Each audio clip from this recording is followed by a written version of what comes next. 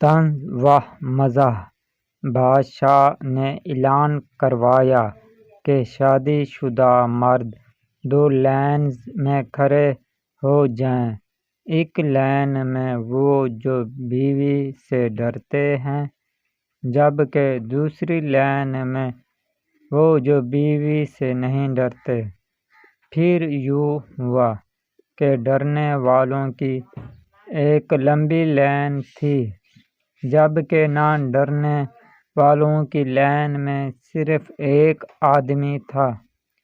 بادشاہ نے خوش ہو کر اس آدمی سے پوچھا، کیا تم اپنی بیوی سے نہیں ڈرتے؟ آدمی: پتہ نہیں جی، مجھے تو میری بیوی کہہ کر گئی ہے کہ اس لائن میں کھڑے رہنا ورنہ ٹانگیں توڑ دوں گی۔